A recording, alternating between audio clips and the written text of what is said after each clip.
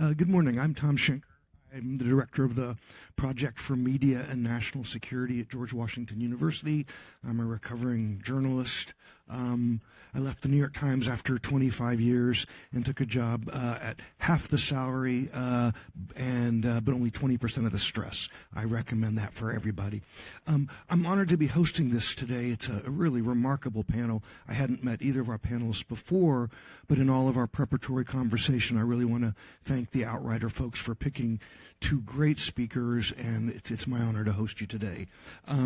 Leah Walker is the lab director for the Berkeley Risk and Security Lab. She oversees the lab's interdisciplinary research portfolio, which includes, take a deep breath, nuclear arms control, nuclear weapons policy, defense analysis, emerging defense technologies, the governance of emerging technologies, industrial policy, and strategic competition. That's not enough. She also conducts research on the governance of military and commercial artificial intelligence, on Russian and Chinese nuclear posture and modernization, on nuclear and radiological security, and on maritime security and strategy. To my right is Nicole Tisdale. For more than a dozen years, she served as a national security expert on the National Security Council and on the House Committee on Homeland Security. She's an expert in cybersecurity, intelligence, foreign malign influence campaigns, disinformation, and election security. More recently, she led the White House's national security advocacy efforts before Congress, which included the creation and passage of the Cyber Incident Reporting Law, the most significant cybersecurity law passed in a decade. In 2019, she founded Advocacy Blueprints. Welcome to you both, and thank you.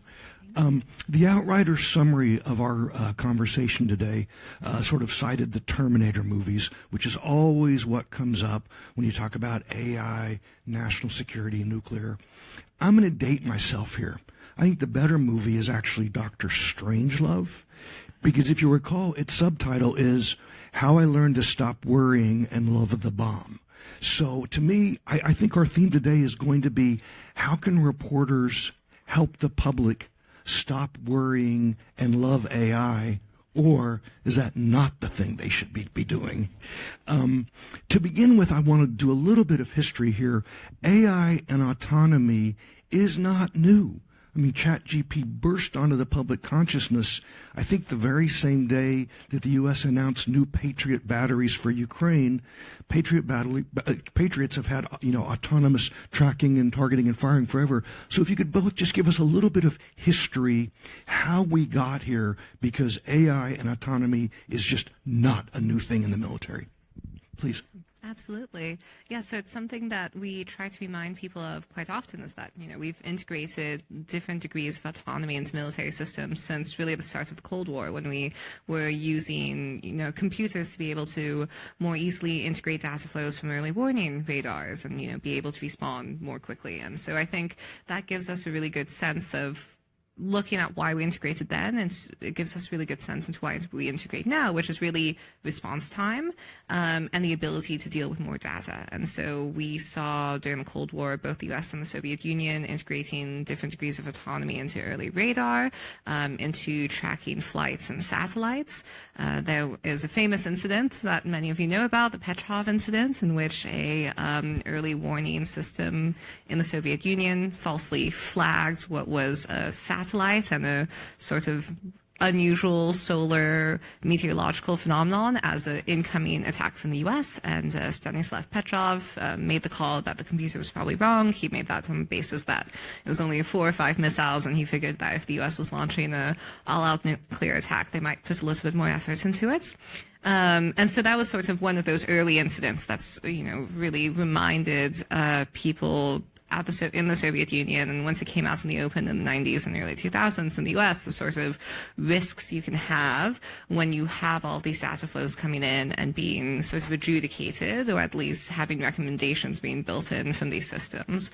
There's also just smaller scale automations that we've seen, for example, automated retargeting. is one that has been around for decades. Simply put, if you have a ship going in the ocean, if you're plugging in exact coordinates for your missile to go and take out that ship, by the time the missile gets there, the ship is probably somewhere else. And so that's just one of those small, more edge cases where you can have systems that are capable of then looking around and dynamically retargeting as they approach the target set. Nicole. I think before I answer the question, I just want to thank all the journalists in the room. I have spent most of my career as a public servant, and so I've relied on your reporting to do my oversight work, but also to launch my own investigations. It's so funny, the American public, when they hear a congressional investigation or an attorney's doing an investigation, they think we're y'all. They think I'm like on the ground talking to people, and I'm like, no, I'm just reading. I'm reading and writing Word documents. So thank you to all of you for the reporting that you do. It's been instrumental in my career. I would say, similar to Leah's response, on the cybersecurity side of the house, we've been using AI in a lot of different ways for a long time, but the cybersecurity policy, for context for people, is older than the Terminator movie. I'm not sure about Dr. Strangelove because I'm aging myself and I don't know that movie or that reference. Thanks a lot. Oh, boy. I know. I mean, am I the only one? Okay. All right. I'm like... You know, I need to use the authority of the chair. If you haven't watched Dr. Strangelove, you owe it to yourself. One of the world's greatest movies. Okay, I will say there's some people in this room who look like they're around the same age as me, and y'all just left me out hanging. Thank you. But I will say... But I'm the one with the knife in my back, so you may be hanging, but I got a stab wound. Okay. Well, when I started off actually working in maritime security. And when you work in maritime security policy, this is policies and laws that are older than our country's constitution.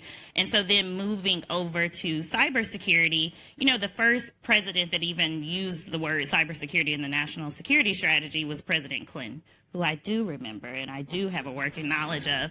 And so in terms of how we have used AI, most of the things that we've been doing on the cybersecurity side of the house just reflect how it has been used in other areas. So when we talk about advanced targeting in maritime, AI has allowed us to really fill the void where we have a lot of human gaps on the cybersecurity side of the house. So as it turns out, you don't actually have enough humans who can sit at a computer screen all day and notice activities that are abnormal. And so we've been using artificial intelligence to really fill in the holes where humans don't exist, or humans will miss things in a way that AI will allow us to detect.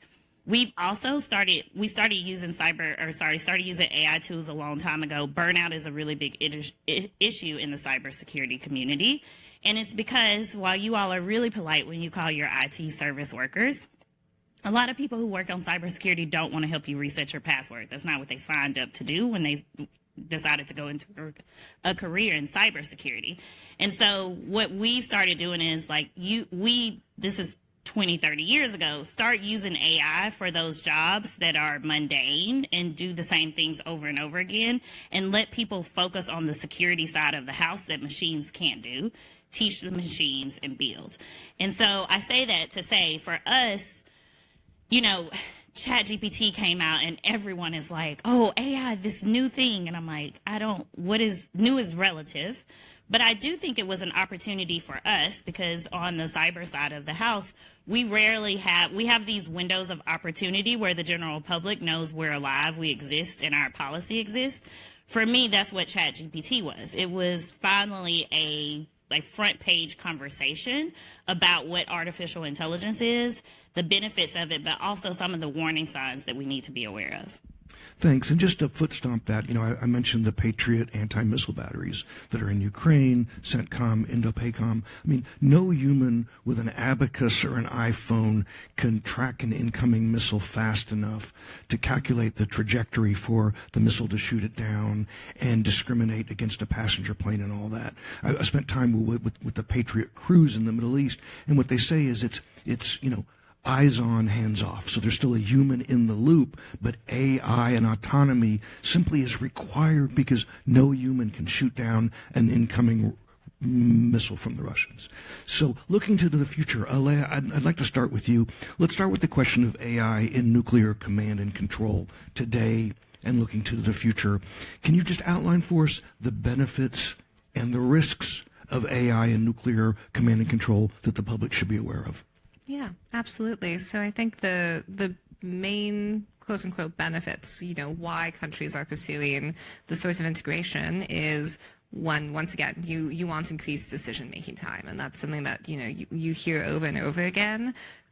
When we're talking about continuously evolving arsenals with capabilities that can, reach land in matters of minutes, every minute counts. And so decision makers are always going to be interested in giving themselves more time to get more information and come to a conclusion. The other thing is that there is just so much information out there right now. And it's something that, I struggle with as a researcher. It's something that our intelligence agencies struggle with as they're conducting intelligence operations. And it's something that, nuclear command and control struggles with, which is that with the vast amounts of sensors, classified intelligence, and also open source intelligence, the amount of information that can go into decision making is just enormous.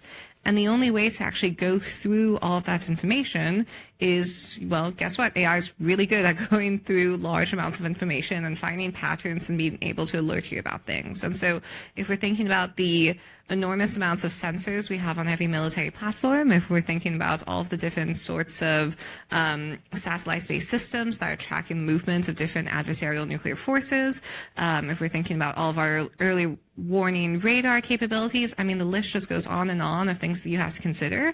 And so AI becomes the only way in which, and when I say AI, some of it is just very simple data processing algorithms. And, I think that's something we can touch on later, which is that AI immediately brings up these ideas of huge, highly sophisticated systems, but even a very simple algorithm can be very useful in these cases. So that's really the incentive. I think for certain countries, there are different incentives. So there are opportunities with AI to either capability match or to degrade the capabilities of others. What I mean by that is, if you're looking at U.S. dominance in certain areas, if you're an adversary like Russia and China, you're thinking about how you can either better protect yourself or degrade the capabilities of the U.S. So, for example, ensuring second strike capability, thinking about how you can target U.S. second strike capabilities. I'm not going to sit here and tell you that the oceans are transparent. That is not something that I believe, but it is true that some of these emerging technologies, including AI, can help you look for the adversary's second strike capabilities, especially if they're land-based, and can help you more easily monitor movements of troops and capabilities. And so there's this added element where we know more and more about each other at the nation-state level, and that makes it so that there is sometimes a perceived element of vulnerability, because we know that, China and Russia's military know a lot more about our military and can track it a lot more easily than they did perhaps 30 years ago. But it also means that we are more actively monitoring and watching those same things, and we are always wary of ways in which they might try to interfere with our ability to track their capabilities. Thanks very much. As Rob mentioned in the introduction, all the guest speakers were asked to write briefing papers, and of course I'm biased. The two filed by our panelists are just brilliant summaries to get you started. I highly recommend it. And Leah, in yours, you had a wonderful piece of language. You talked about the nuclear architecture being an exquisite system. I just love that word. So given AI and these exquisite nuclear systems, what are the proliferation risks of AI, and what's the barrier to entry of these technologies? Yeah, absolutely. So yes, a lot of the nuclear arsenal is fairly exquisite capabilities. And what I mean by that is if you're thinking about, say, automated launch systems like Perimeter, which is a system that the Soviets developed during the Cold War, which, would detect a potential nuclear detonation in Russian territory, and if it didn't hear from Moscow, it was supposed to retaliate automatically if it was turned on to that level. So it had its sort of dial degree of autonomy. And, you know, of course, the thing you have to keep in mind with these exquisite capabilities is that every country has an incentive to tell you, you know, they have this big, bad, impressive thing. And so I always give the Russians a bit of a benefit of the doubt, as I do with most countries, because they are incentivized to sort of play that up. But I think we often focus on AI integration thinking about those really large systems or, you know, data fusion and decision-making systems in AI.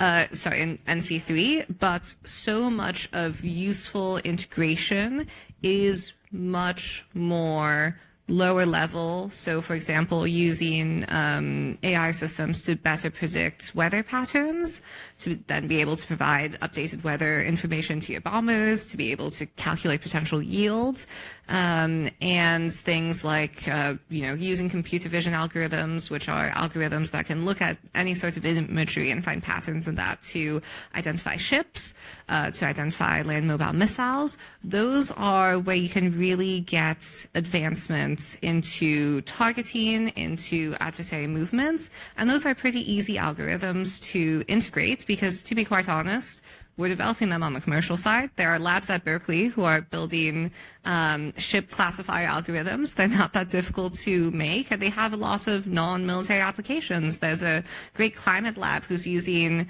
an algorithm that is just adjacent to a ship classifier to track illegal fishing and to track degradation of coral reefs. And so you have this sort of lowered barrier to entry for all of these more, you know, they're not going to be your Terminator style systems. They're just these everyday systems that allow you to process data in a way that feeds up into a competitive advantage.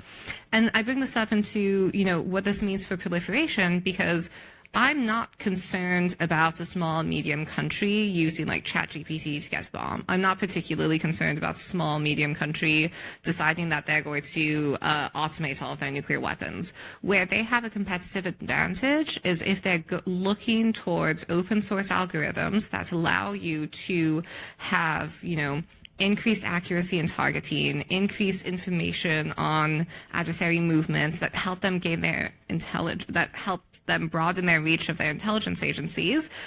That does have an impact, and that does allow them to reach a level of sophistication and information gathering and information consolidation for decision making that previously you would need a huge intelligence agency for.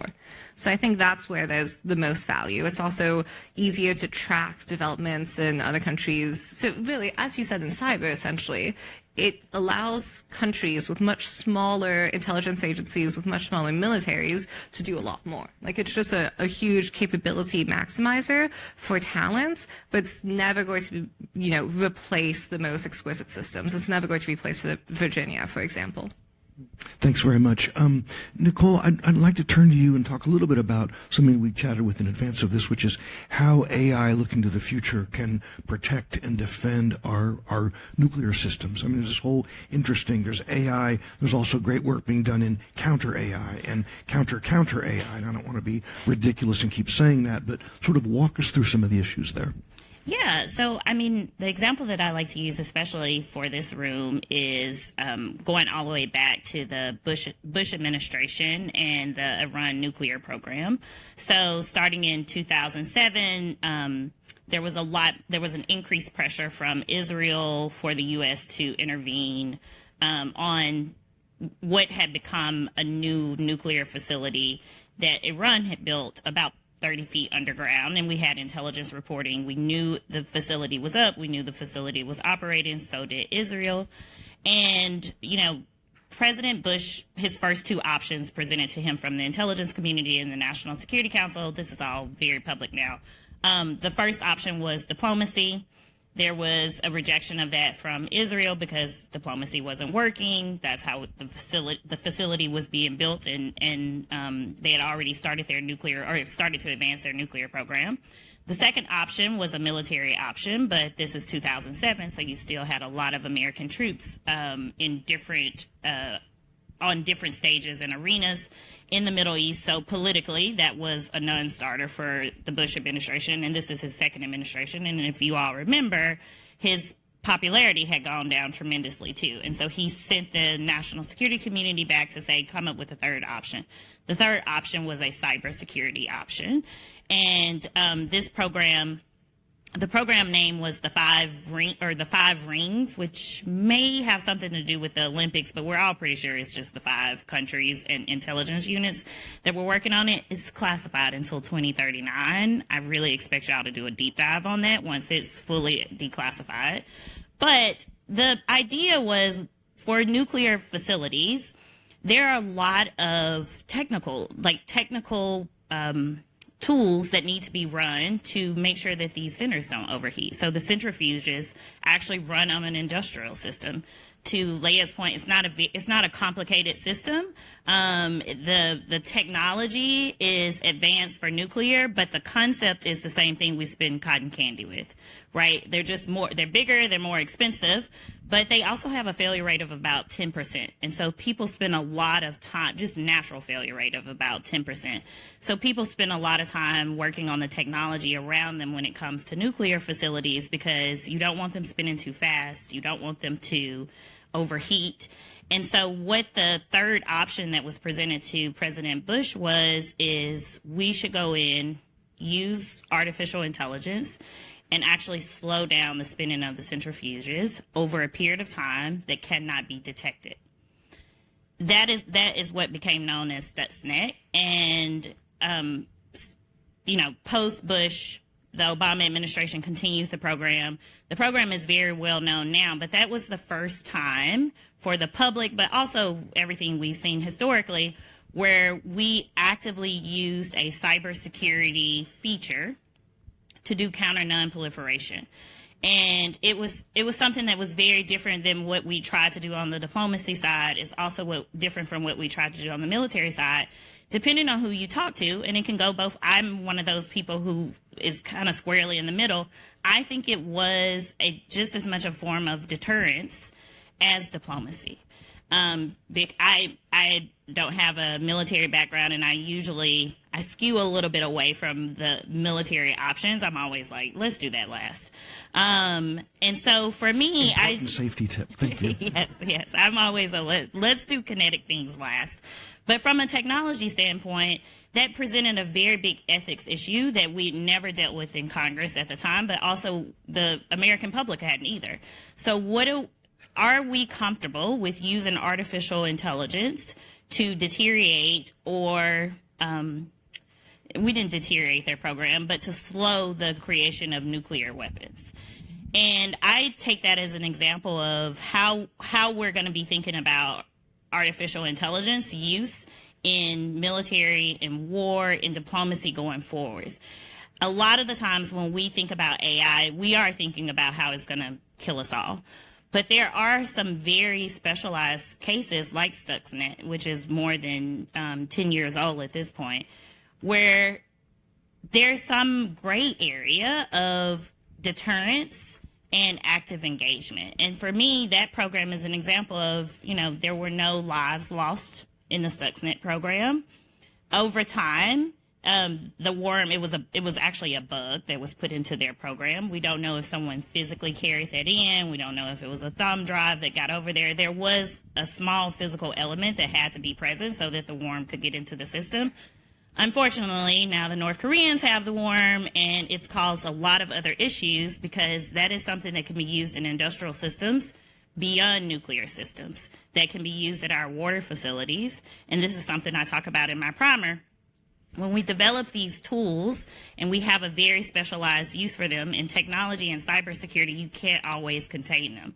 We don't actually know how the worm ended up in North Korea the same way we don't actually know how it got that final step in the run.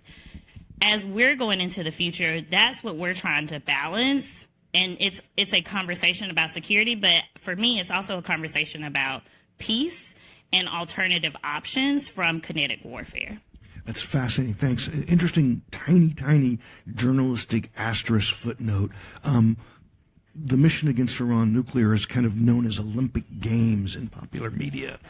But you're saying it really was 5 rings, which somebody either interpreted or misinterpreted as Olympic Games. I have to call David Sanger after the session's over. No, it's probably more me than him. I don't remember what the official name was, but I do know publicly we just called it Olympic rings. I messed that up. No, not at all. Don't tell David Sanger I did. I talk to him all the time. So to sort of turn the telescope the other way, the FBI director, others have talked about how Russia and China are now sitting on our. Sorry.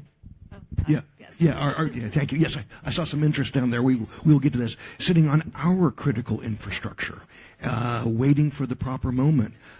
We've heard talk of cyber Pearl Harbor forever. Hasn't happened yet. But what are the real world implications for the American public if in a time of crisis, Russia and or China activated those bugs?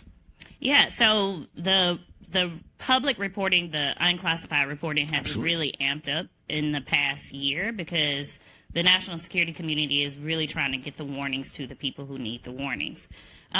Just a technical term, but also a point for you all. I know a lot of folks in this room don't cover cybersecurity. I'm happy to always explain what these technical terms are. Understand there are a lot of people in cybersecurity who want you to think that they're smarter than you and they know things at a more technical level than you do, but they don't actually know how to translate that to the public, which is something that you all do. In terms of, so when we say prepositioning, just a point of order to make sure everyone knows, when you think about prepositioning, I like to use analogies. I work with policymakers and lawmakers. Prepositioning is just knocking on the door and checking to see if it's unlocked. It doesn't mean that a breach has happened. It doesn't mean you've actually gotten into the house. It doesn't mean that you might even be able to get into the house. But you're prepositioning, so you're knocking and you're checking to see what is unlocked. And the reporting that has been most public, because Russia has a lot of the Russia has a lot of the won't. We don't actually know that Russia has a lot of the capabilities. We know that China has a lot of the capabilities. And when you think about Russia and cyber versus China and cyber, most of the Russian activity is centered around criminal activities and financial crimes. So you see a lot of state-linked and state-sponsored actors in Russia who are stealing $500 from the grandma, but also doing ransomware attacks on Colonial Pipeline, which is an oil and gas pipeline. Even though that was a critical infrastructure, the goal of that was to get the money for the ransom. China is very different in when China prepositions on our critical infrastructure, they're not asking for a ransom. They're not locking the system from the users. They're just sitting on the system in case. What we've seen is a lot of prepositioning on our water infrastructure. And our water facilities include not just the water we drink, but it's our wastewater. It's everything that we need as a democratic system to really survive. And so we are a little bit more concerned about that because also the federal government doesn't own 90% of the water facilities in the United States. And when you think about it, we have about 60,000 water owner and operators.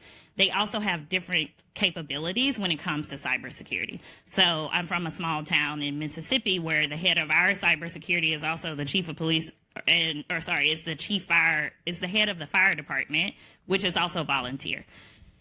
There are people, I've met someone who came in who's the head of IT for a county who literally came into the meeting and said he was a grave digger, and people are like, oh, are you always looking for money? He's like, no, I dig the graves in the county.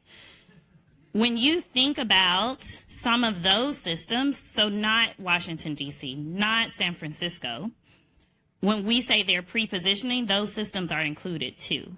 And so the prepositioning may not be on New York City, but it might be on a small local community that you live in or your readers live in. And so that is a big concern for us because we know that they don't have the capabilities that are in place. And we'll get into this a little bit more when you really talk about these critical infrastructure systems. So it is our hospitals, it is our water systems, but it's also our nuclear facilities. Like I always tell people, our nuclear weapons facilities are going to be fine, but we should also have a conversation about our renewable energy, our oil and gas, and then also our nuclear energy systems. All of this is a part of what we call critical infrastructure, which is very boring. It's a long list, but it's 16 pieces of critical infrastructure. We know that we have state actors who are prepositioning on all of it because they've seen how Americans react. They remember Colonial Pipeline. Colonial Pipeline was an oil and gas attack that really impacted New York to Texas, but our whole country decided to do a run on gas in a panic.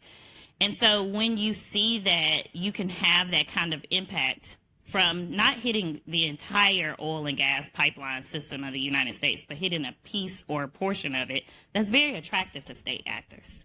So, Leah, I'd love your thoughts as well on this specifically, but with the added thought is, it's pretty certain that if there is conflict with Russia or China directly with the U.S., that war is going to start here with exactly these sorts of attacks. Because not only does it undermine public trust in the government, it would actually slow mobilization and deployment. So what are the implications?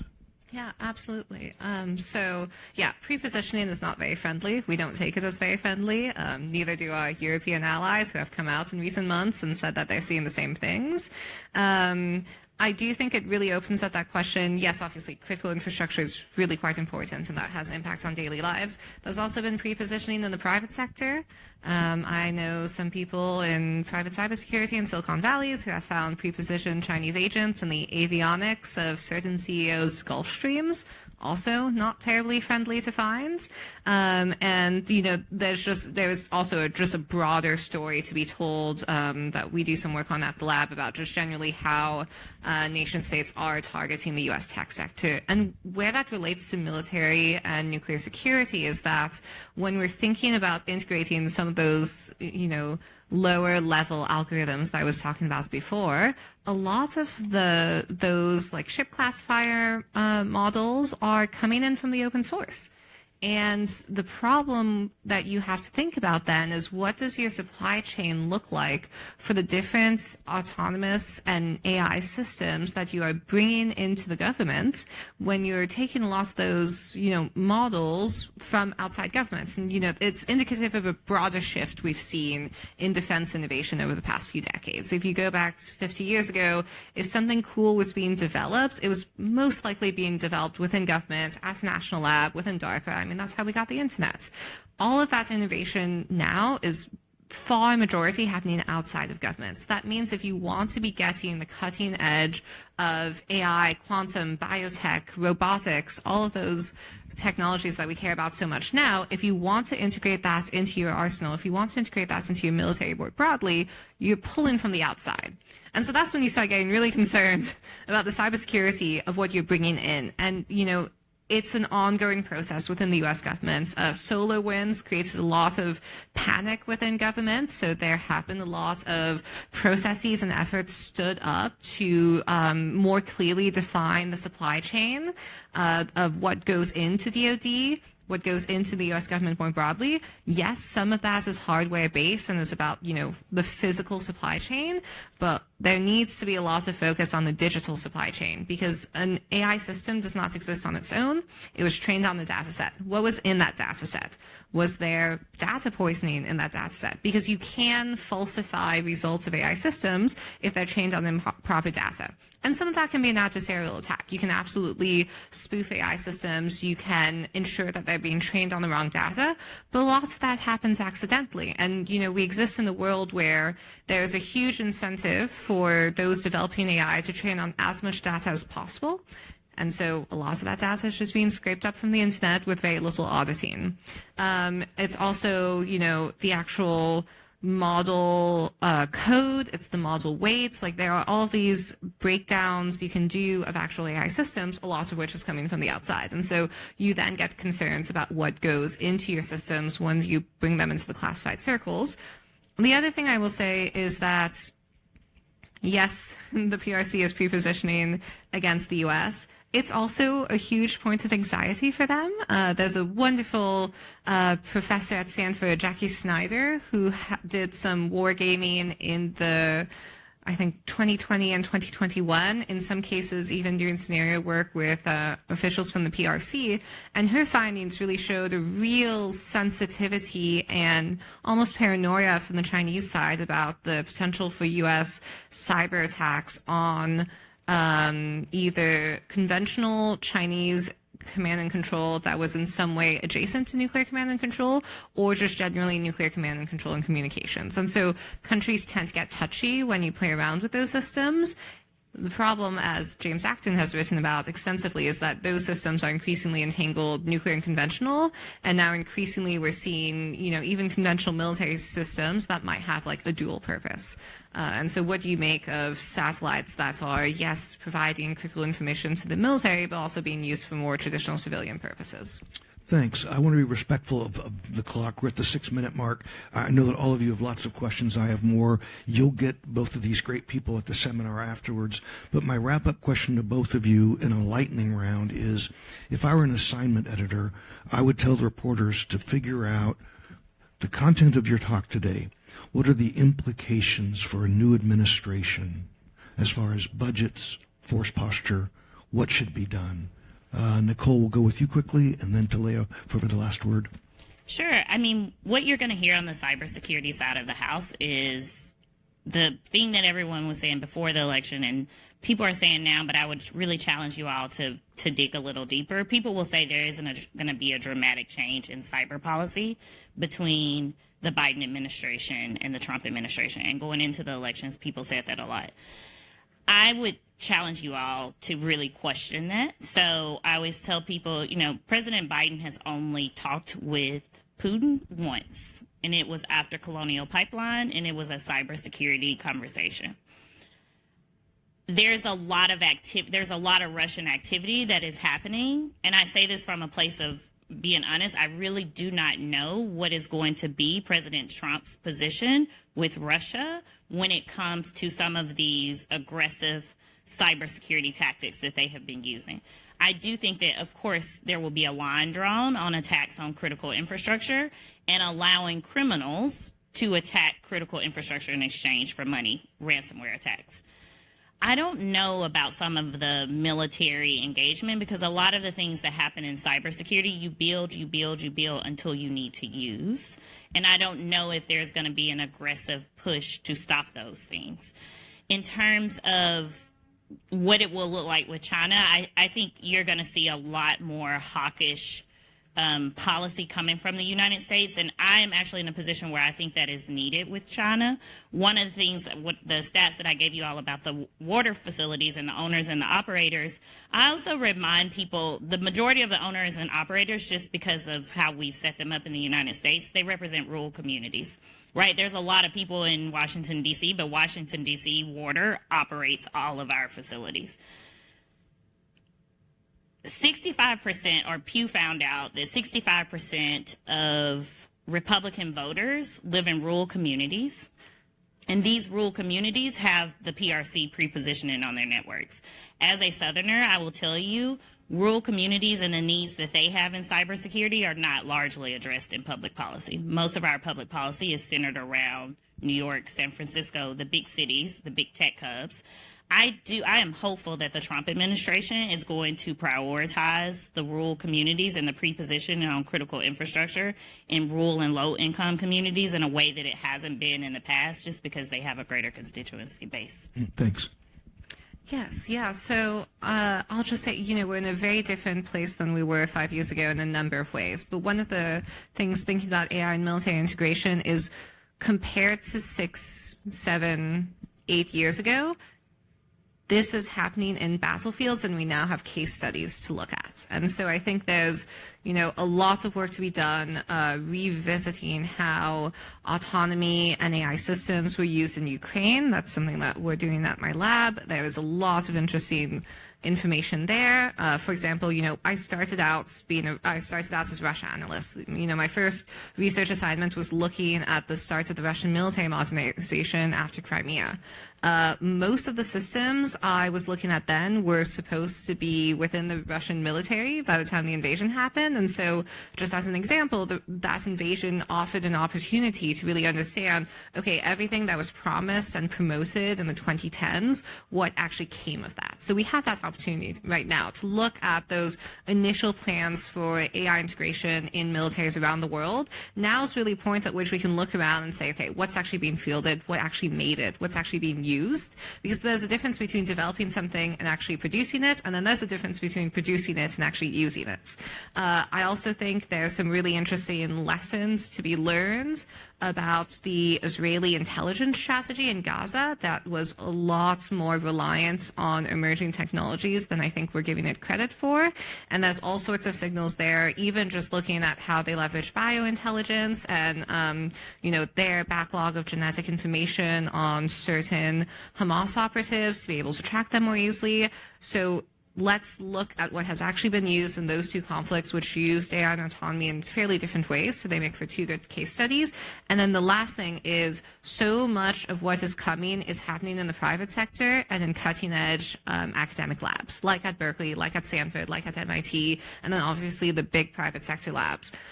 It is daunting, but that's where you have to look to get a sense of new capabilities. That's where we figure out where we can push the envelope of those capabilities, and those are the capabilities that a few years later you end up finding in government.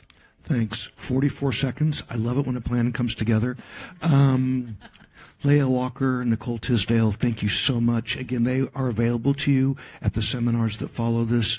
Thanks to Outrider. Thanks to all of you for being here. It's such important work. And my final assignment in the final 30 seconds is watch Dr. Strangelove and autonomy. Dead hand systems are very dangerous. That's all I'm going to say about it.